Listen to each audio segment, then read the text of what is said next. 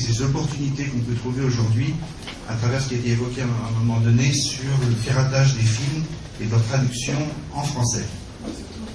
Dans la mesure où j'ai constaté qu'effectivement il y a un engouement du cinéma nigérian dans les pays francophones, on s'aperçoit que notamment dans les pays comme le Congo, le Togo, des chaînes privées diffusent même en langue igbo ou en langue anglaise directement les films tels quels. Certaines chaînes de diffusion au Congo passent les films nigérians et c'est une personne qui fait un voice-over, qui fait la traduction de tout le contenu du film en lingala par exemple. Ce qui a en direct, oui, on commente le film. Et au Togo, il y a quelques années, une chaîne de télévision privée a été interdite de diffuser des films nigérians, des films igbo, à la suite de commentaires en voice-over qui étaient faits, qui n'avaient rien à voir avec le contenu du film. Et la personne qui faisait ces commentaires, en fait, critiquait les ressortissants igbo qui vivent au Togo, qui sont les petits commerçants des rues, et ça a conduit quand même à des morts, à 5 ou 6 morts, parce que les gens, la population s'en est pris, à la suite de ces diffusions de films, s'en sont pris aux innocents igbo commerçants de la ville de Lomé. Et les autorités togolaises ont dû interdire cette télévision, tout au moins interdire la diffusion de ces films, et interdire ce commentateur qui, évidemment, prenait beaucoup de distance par rapport au contenu de la réalité des films. Ce qui a amené, en fait, certaines personnes à se dire qu'il fallait quand même faire quelque chose pour que ces films, malgré tout, puisqu'ils sont vus, qu'ils soient doublés au moins dans les langues que peuvent comprendre les gens dans les pays francophones.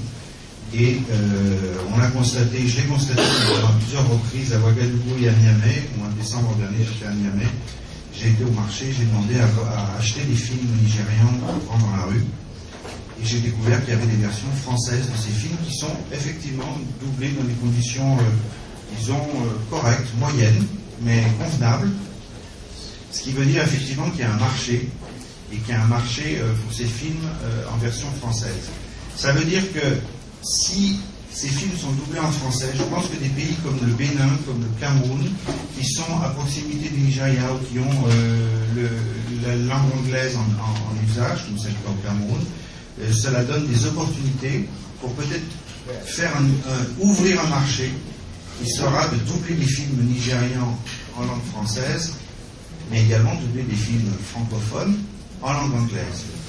Et moi, je crois, et c'est une excellente opportunité ici d'avoir la confrontation avec des cinéastes francophones et anglophones, pour qu'il y ait des partenariats qui puissent s'instaurer, pour que chaque partie puisse dire, moi je prends ton film du Burkina Faso, je vais le doubler en anglais, je vais le vendre au Nigeria, et toi, tu vas prendre mon film anglophone, tu vas le traduire en français ou en moré ou ce que tu veux, et tu vas avoir le marché sur ton pays ou ta région.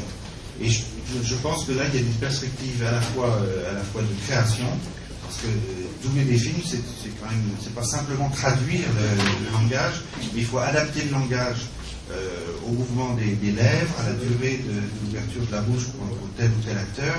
C'est un vrai travail. Le deuxième travail, c'est un travail de directeur artistique qui, lui, va pouvoir sélectionner des voix pour qu'elles correspondent aux acteurs qui jouent dans les films. Et ça, c'est un excellent débouché pour les acteurs de théâtre qui sont nombreux au Cameroun, qui sont nombreux dans les pays francophones et qui ont du mal à vivre de leur art à travers le théâtre et le cinéma. Mais le doublage de film permet un complément de revenus et en même temps, c'est une vraie qualité artistique que de s'exprimer. Certains parmi vous font ça en radio, dans le théâtre radiophonique. Donc c'est une extension, c'est un aspect qui peut être, à mon avis, source de revenus et générateur d'emplois. Donc ces opportunités de doublage de films, à mon avis, c'est une activité supplémentaire qui peut se greffer et qui peut donner du travail à la fois aux producteurs et aux artistes. Le Cameroun est effectivement extrêmement bien situé, d'abord parce que vous avez beaucoup de comédiens, parce que aussi c'est un pays bilingue, ce sera encore plus facile pour traduire d'une langue à l'autre.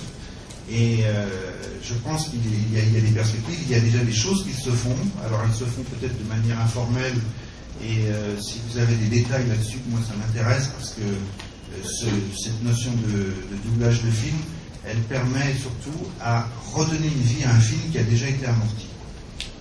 Considérer qu'un film a été vendu en français, les gens l'ont consommé et connaissent le film, après les gens ne veulent plus le voir.